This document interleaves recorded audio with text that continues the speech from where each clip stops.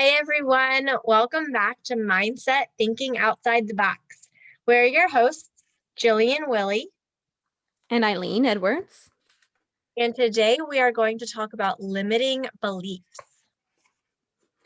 So I'm going to give you a definition of what a limiting belief is. I'm actually getting it from Poonam Sharma's book, Journey Towards the Unknowable. A limiting belief is a thought or emotional formation that can be in the form of memory stored in our physical, mental, psychic energy pattern that is blocking the free flow of presence, awareness, conscious mind, and beingness. Wow. No, I love this. I think limiting beliefs are one of the biggest things that stand in our way of manifesting and moving forward and creating the life that we really want. So I'm excited to talk about this today. So we're going to be giving you some steps that will help you to realize your limiting beliefs and clear them. So Eileen, what's the first step? All right. So the first step in the process to dissolving these limiting beliefs would be to acknowledge and recognize that the experience of that present moment or challenge arose from a limiting belief. Mm, that is such a good one. And, it makes sense that it's the first one because if you don't know that you have a limiting belief, you can't take steps to dissolving it. And I think a lot of times we think that there's something wrong with us, or we just think, oh, we just can't do it, or this just isn't it isn't possible for me for whatever reason. And the fact of the matter is that it has nothing to do with you. It's not you. You are perfect. It's Mhm. society that has the problem. More times than not, the thoughts that we have that are negative come from somebody else, whether it was society, whether it was our family or our friends. And that's not to say that it's coming from a bad place. Doesn't mean that they had any negative intentions. Most of the time, it's just, what they know or the way things are, and people just don't know any better. But to recognize it's not you, it's just a story. Yeah, I like the word story. Another one that I like to use is it's just your current life situation. Sometimes Mm, it helps mhm. people kind of disconnect from it. So you're aware of it, you're acknowledging it, but knowing, like, wait, this is just a belief that I have that is, either been handed down to me or said and I've believed to be true, but this isn't me. This isn't who I am. It's just that particular situation or thought pattern. And I love using the word story. Mhm. Yeah, I love that. It's like your perspective. And I know we've talked about perspective before, but it really does make a difference the way you look at things. We can all look at things in any way we choose. So, really digging deep to look at, where is this coming from? What is this? And realizing, it's coming from somewhere else. It's not you. Yeah, exactly. And so step two would actually be to increase our presence power, it's called. Um, but it's really the step that's needed in order, now that you've acknowledged it, it's the step that's required for you to move forward. So you have to be really working on your presence. I have more to say about that too. Hmm. Yeah, so this is another one. I think people are so focused on later that they don't really live in the moment. And I know this is still something that I'm working on. I'm not as good as I'd like to be yet at living in the moment. Um, but just, now is all you have. Yes. This is it, yes, you have a future, but that's not guaranteed, and you create what your future is going to be in the present moment. So, living in the now, like your life is gonna pass you by if you don't enjoy it. Yeah, you have to truly um only get to your future through the present moment. Like your future does not exist right now. Even your past doesn't exist right now. Your past only existed when it was the present moment.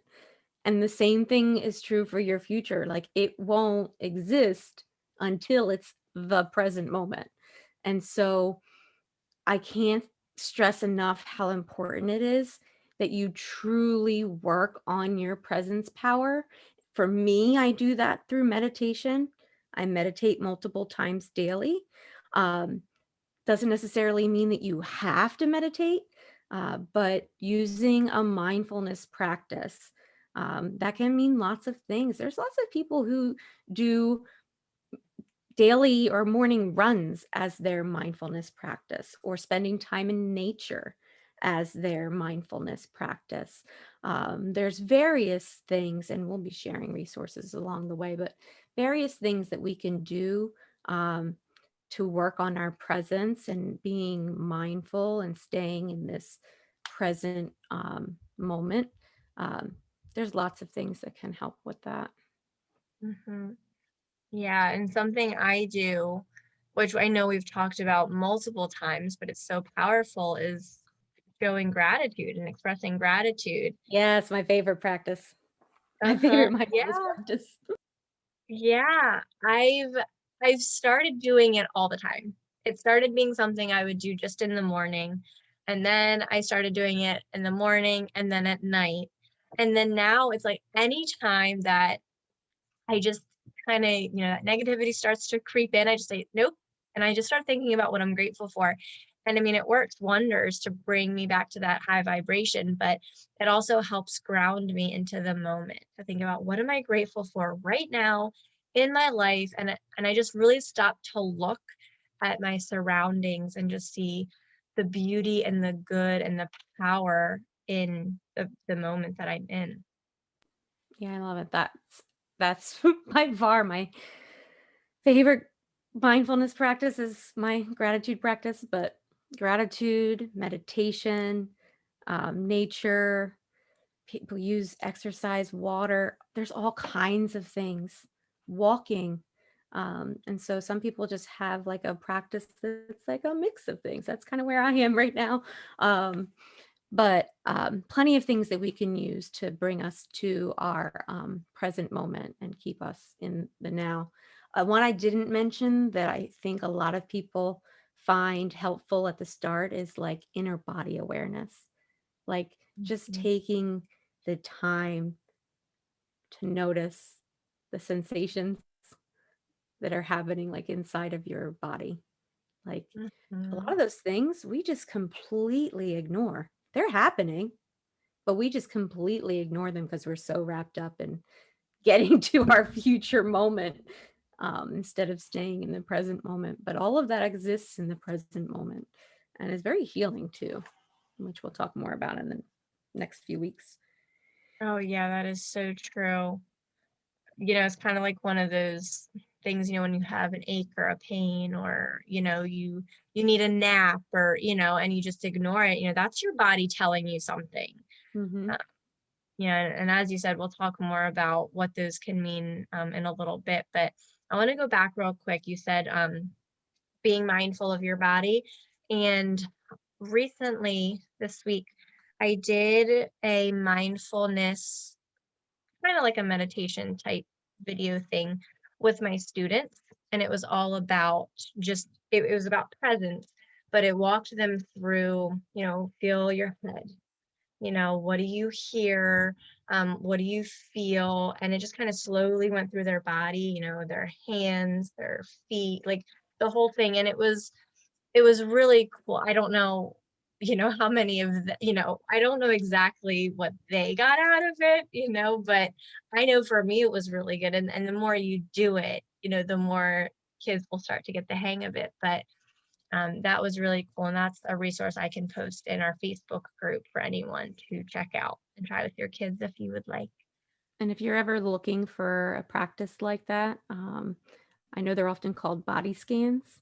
Yep. And I know that when my own daughter is struggling, especially if she's struggling with sleep because she feels like she can't turn her mind off or whatever, um, that's always our go-to. She's like, I'm just going to do a 15-minute body scan, or I'm going to do a 30-minute body scan.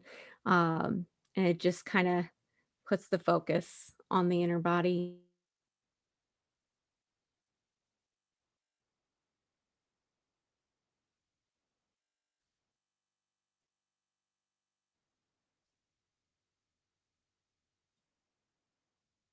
Thank you for bringing that one up. Yeah, I'm sorry, Eileen. I'm gonna ask you to repeat that again because we had a little technology glitch there, and you froze. Oh no.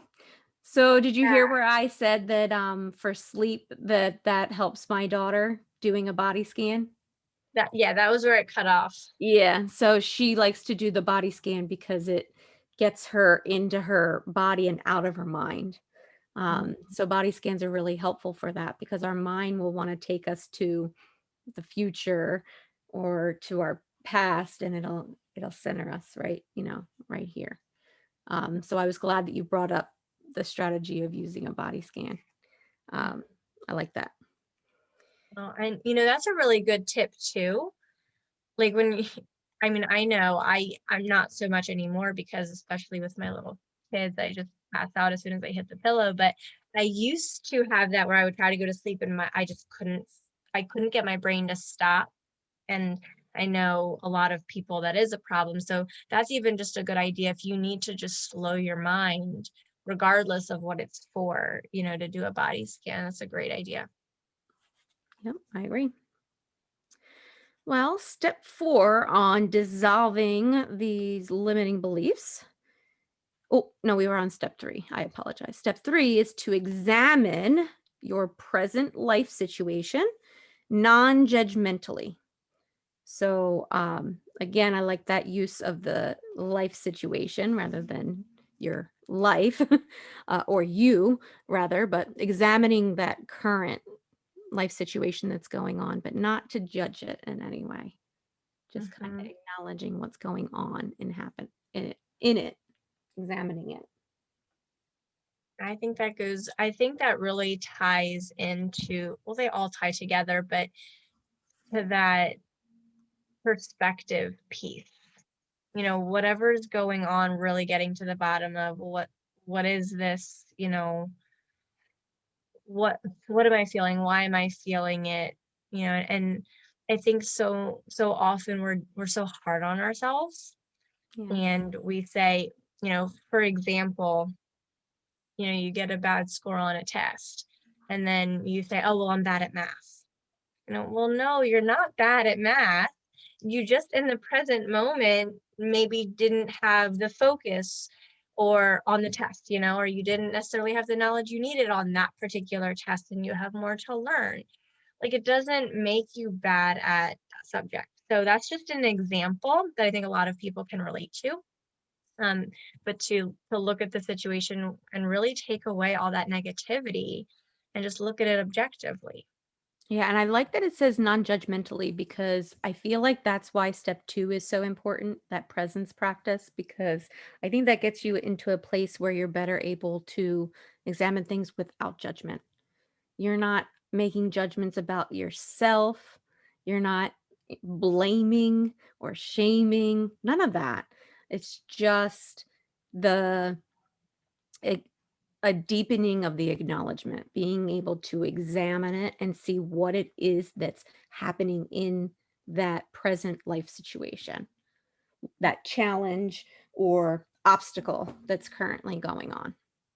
Mhm. Yeah, I really love that. And two, something that I think is helpful is to frame it differently as well, rather than, this is a struggle, thinking of it more as like this is an opportunity for me to grow or to heal myself and to get better, mentally or physically, whatever it is, to grow and to progress through life. bring more success to yourself. So it really is a positive thing to be able to do all of these steps. Absolutely. Step 4 is something that I think you were almost already kind of hinting at, and that's the mapping of this experience that's happening, this struggle. I know we don't want to really use that word, but I know when you're in it, you're going to say, I'm struggling. I'm having a challenge. I'm going through this obstacle at the moment. And so it's mapping that experience to a belief from some past life situation or experience. So you're kind of like figuring out, connecting the dots. Where is this thinking coming from? Where's this pattern coming from? Yes, I love this. I had an eye-opening moment recently where I always thought that your limiting beliefs or your beliefs in general came from your lifetime, your current lifetime. But I learned, and you were just saying that your limiting beliefs more times than not are going to come from a past life or from your ancestors because we carry the memories of our ancestors as well as our past lives. The soul goes through many, many lifetimes and certain memories it holds on to. So, um, I learned that at 4 weeks gestation, that's when the soul enters the body. And from that moment, you can have memories. So, for example, you could be afraid of snakes before you're even born. If your ancestors or your past life had an experience that was negative around snakes, and then you're going to carry that, and it's not even going to come from your experiences in this lifetime. And that was so eye-opening to me because, we think about just our life, and a lot of people don't even know that they have past lives. And to just know that a lot of these beliefs aren't even yours, it just kind of helps to think about like being able to let them go because they're not even yours. Yeah, and I think it is a struggle for people to understand and maybe even um, to know this because they're thinking of themselves as their physical form, their body, like my skin and bones and muscles. And that's, not what we're talking about here. We're talking about, the soul that each of us has inside. And so, yes, the soul does carry that. And our, I don't want to get too much into it, but our souls are connected. So we will have those patterns passed down to us from our ancestors. But I want to mention, I know it doesn't really have anything to do with this, but just giving a little tidbit that um, although it does pass down, that it's possible to heal from it. So we can correct those patterns, we can heal those patterns, those things that maybe limit us and hold us back. We can actually do it in many cases very quickly. Um, it just takes, some steps. And I wanted to mention that because I don't want our conversation to have anybody think that, oh my gosh, we're doomed. Because we're Mm. so not doomed. So not doomed. And the healing that we do for ourselves heals future generations, which to me gives me absolute goosebumps right now and always because we're changing the future Mhm. in the present moment. There's a quote that I now live by. The best way to predict the future is to create it. And that's Yep. exactly what you're doing there. We are so powerful. And I know this is getting off on a tangent, but we are so powerful. And most people don't even realize how powerful we are. But like you said, we can change patterns, we can change DNA, we can Yes. change anything that we want You just have to want to, and then just make the decision you're gonna do it. And believe it. You really have to have absolutely no doubt in Yeah. it. Believe it 100%. Yeah. And this goes back to manifesting. You can manifest literally anything. There is no limit. And one of the ways to heal and get yourself to that place, like we said, is through gratitude. That's how I did mine. And so I really do think that the content that we're talking about over these weeks, I think it's what's needed to heal. Mhm. To Yeah, heal. absolutely. So step 5 in dissolving these limiting beliefs is to then drop the belief. And we kind of talked about this last time with manifestation too. But dropping that limiting belief or replacing it with another belief that is life affirming instead.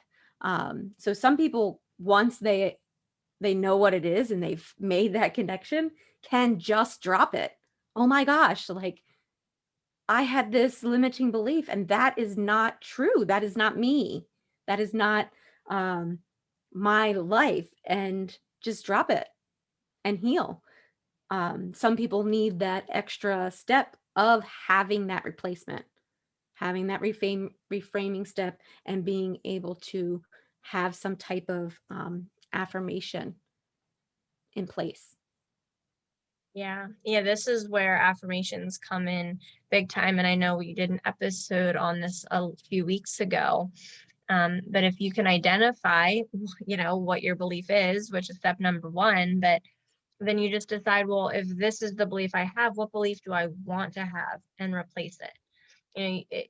People try to force change, and that just doesn't work because you're going against yourself. You're not following the process to make a replacement. So, replacing that limiting belief is going to be a lot more successful than trying to force yourself to change. For myself, there have been a lot of things in my life that I'm like, oh, well, I don't like this, so I'm just going to be different. But it doesn't work that way. You have to do the work to replace it. So, Yeah. The last step is to actually heal from that situation, that struggle, that obstacle. And it is possible. Yeah, there are so many different strategies and methods out there for healing, and there's no right or wrong way. It's just whatever resonates with you. Um, I know, I mean, we could go on and on and on about the different strategies. There's, I know you've done strategies. I'm certified in a couple different strategies for healing, and it's really ultimately about, you know, expressing gratitude for it and going to that origin and taking whatever lessons, because there's a lesson from everything. So take the lessons that you need from it and being able to release the negative aspect of it, which Absolutely. gratitude is a great way to do Yes. that. Yeah, that's how I did it. Um, well, multiple times, but the one time that's sticking out of my head because we were talking about it earlier today, um, is just, yeah, like actually acknowledging that you are grateful for those things that maybe your whole life you deemed as bad or negative or in some way making you not worthy, um, or, making it seem like you were bad in some way. But then using gratitude and realizing, no, wait a second, those things don't define me. And I'm actually grateful for those things. And I was telling Jillian, like 100% grateful for them because they're not bad. They happened for a reason. And I'm grateful that they did because they make me who I am now and not what I possibly the road I could have gone down. Um, but yeah, having that 100% belief in gratitude is just, it's life changing. Um, Realizing that you really can be grateful for anything and all that is. Everything that comes to us, to our experience, um, is either, you know, joyous and positive, or it's a lesson and an opportunity for growth to make us who we are. Um, and so just being grateful for all of it. Mhm. Yeah, I agree with everything that you said. It's such a beautiful opportunity when we're able to look at things as they're not bad, but as good. Everything is good because everything has good in it. And our sole purpose here is to learn and to grow. So by getting, by having those so-called bad experiences and being able to learn and grow from them, we're fulfilling our purpose. Yeah, Mm. and you brought up something about like not identifying things as like bad because it's like all good. And it makes me think of a book that I'm reading by Greg Braden about healing. Um, I'm trying to remember the title of the book. I was just talking to you about this yesterday. Um, but it's like the healing. Oh shoot, I'm forgetting the title, but it's the ability to heal because of beliefs. I know I don't have the title exactly. It'll come to me in a moment. But the reason why I bring it up is because he even mentions a limiting belief that nearly all humans have. Um, and it's about this whole idea of, good versus bad, when really it is that it's all good. Because if you didn't have those experiences, you wouldn't grow as a human. Like this is needed. Oh, the spontaneous healing of belief. Yes. I read this book because Greg Braden is actually the one who um I was watching his video the night that I healed that back issue that I had for 10 years. So when I saw that he published a book with that title, I was like, okay, I have to read this. Um, and so I've been reading through it very quickly. It's only like 7 chapters, but I've learned so much that we limit ourselves with as humans, um, that really affects our health, our well-being, shortens our lifespan. There was even an example in the book that I was reading that someone that he knew or met on his journey, that he said all the time throughout his life, he said,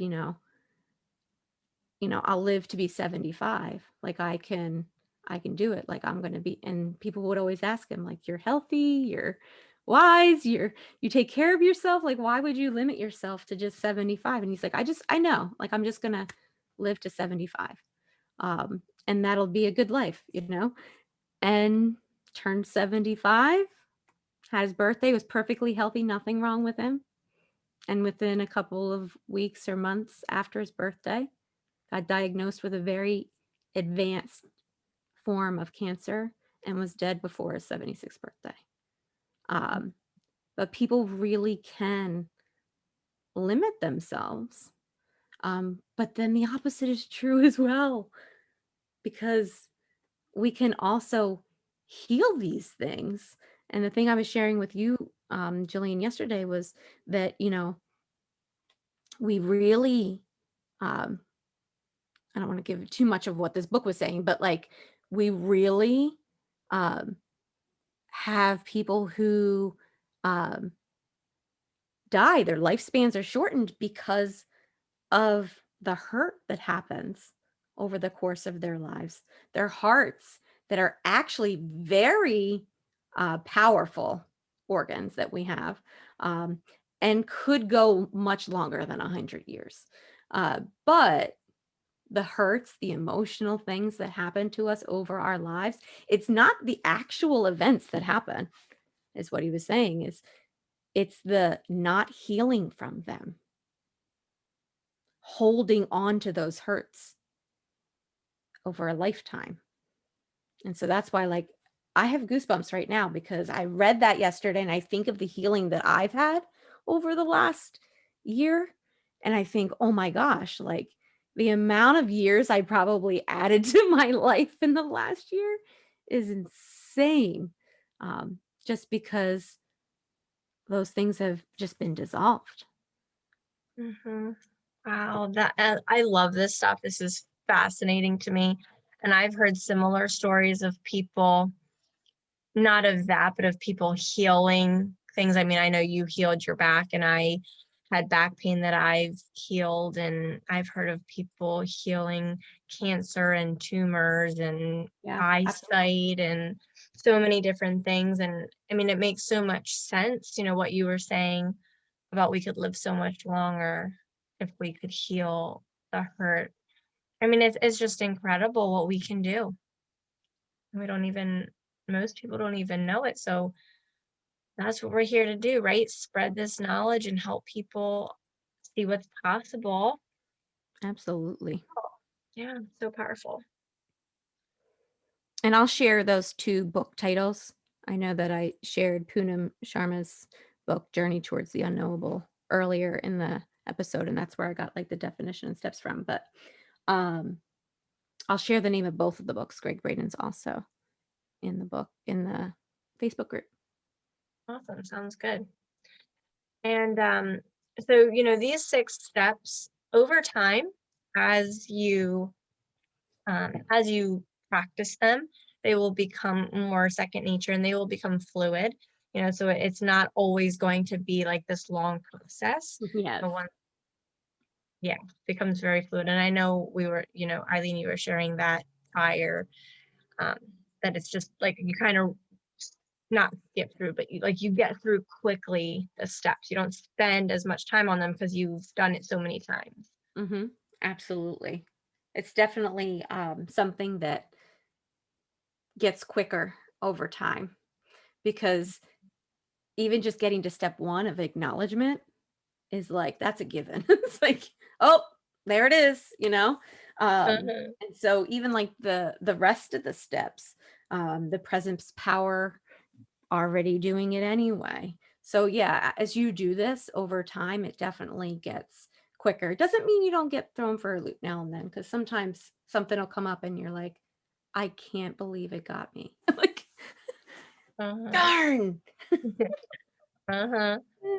Hey, even when you're in it, things are gonna happen. And I mean, that's the beauty of it. And that's part of the journey. Mhm. That examination process, like step 3 and step 4, where you're kinda examining it and mapping it out, and you're like, "Oh, there it is again." That's the Yeah. awareness. You develop your awareness and get stronger every time you go through the process and realize that you have limiting beliefs and work through them.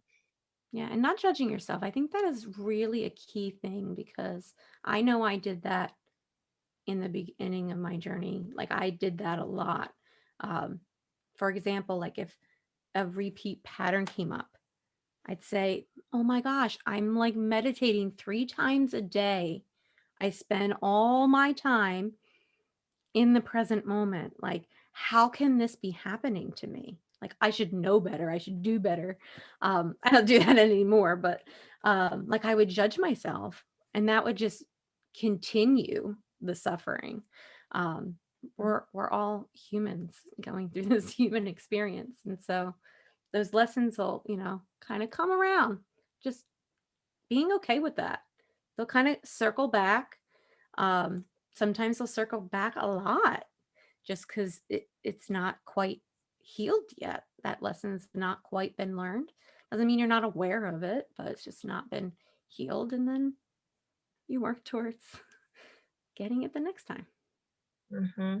Yeah, I've noticed that too. There'll there's something I've been working on lately, and it was like I had like a week of that limiting belief hadn't popped up.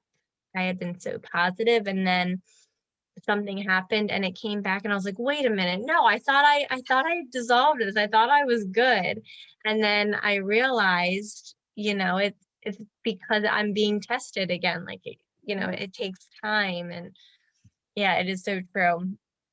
And I want to share too with everyone, bringing this to your kids, your personal kids or your students, helping them to go through this process as well so that they can start realizing their limiting beliefs and start dissolving them as well.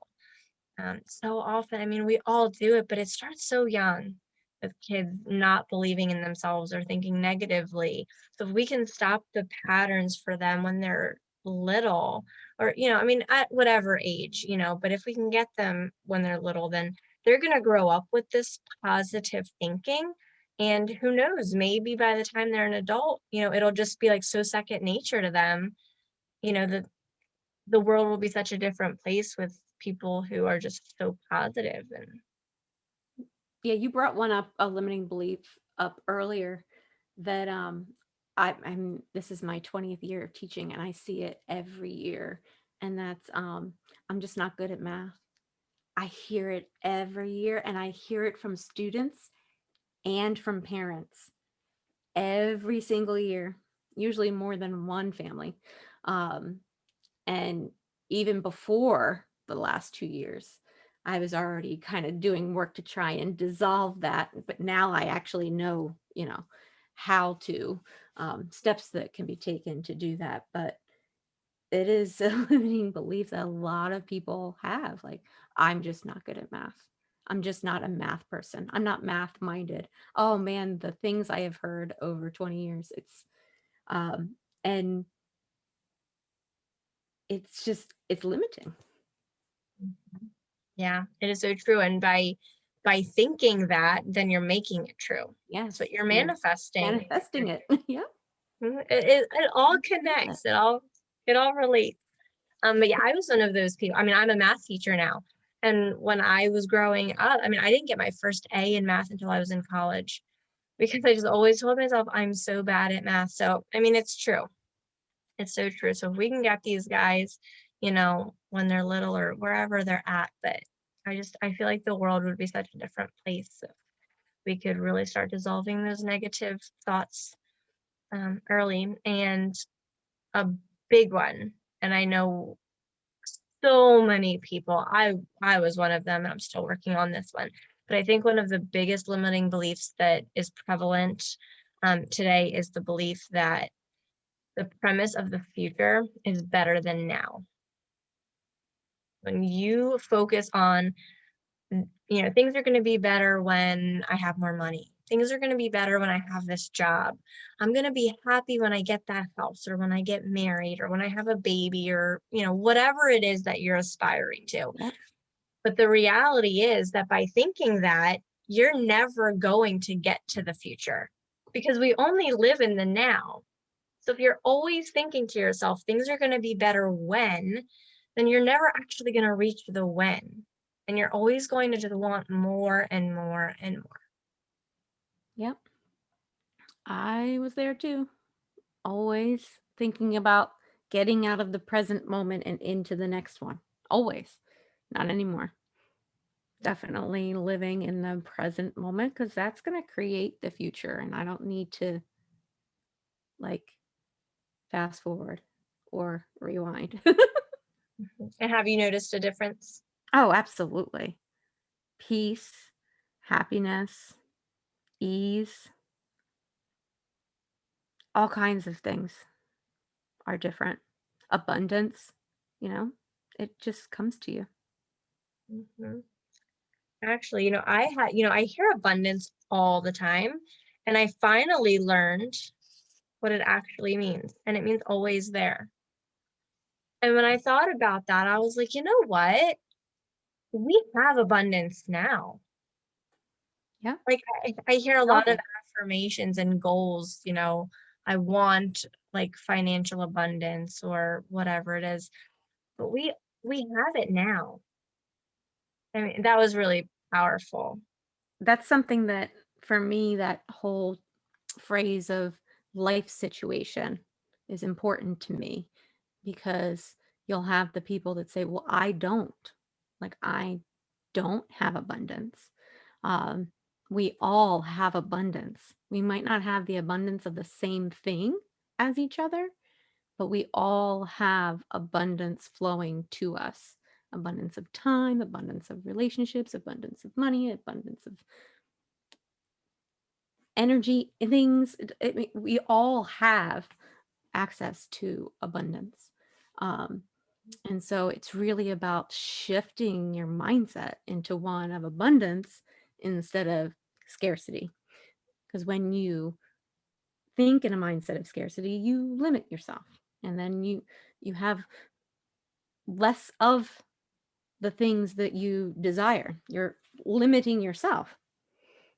Mhm. And so um the universe will bring it to you, whatever it is. It's just it might not come in the way that you have to be in that mindset in order for it to come. Mhm. Yeah, I love the way you said that. And I actually heard an example the other day of that, which I had never thought about it this way. Um, Someone said that they had a terminal illness, so they were not healthy.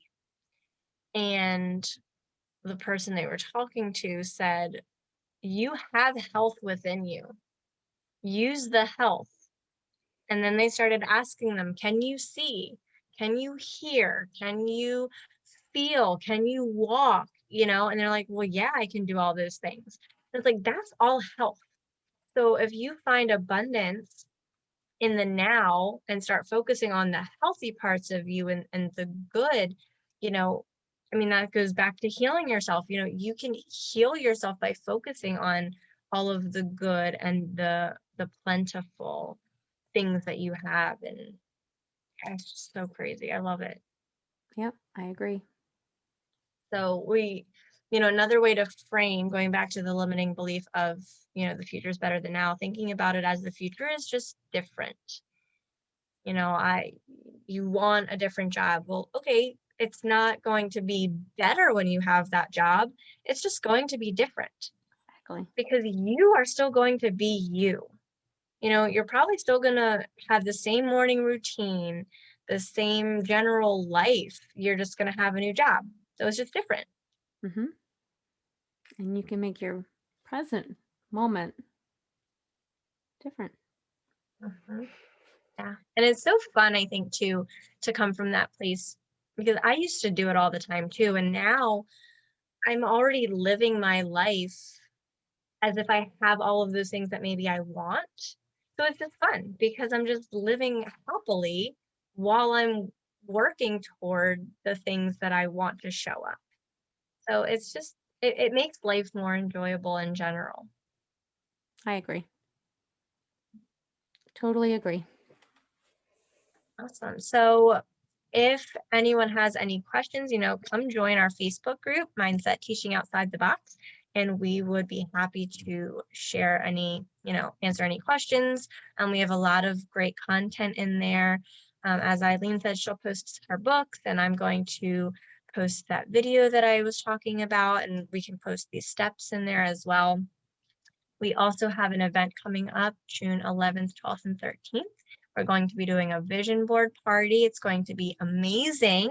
So if you want to dig deep into your true desires, bigger than anything you've ever thought about before, and put them onto a big, beautiful, inspirational vision board, then come join us. It's going to be so much fun. And we're really excited. So everyone is welcome. You just have to come join our group so that you get access to the event. So Eileen, do you have any last remarks? I do not. Grateful that everyone's here. That's it. Absolutely. So thank you, everyone, and we'll see you next week.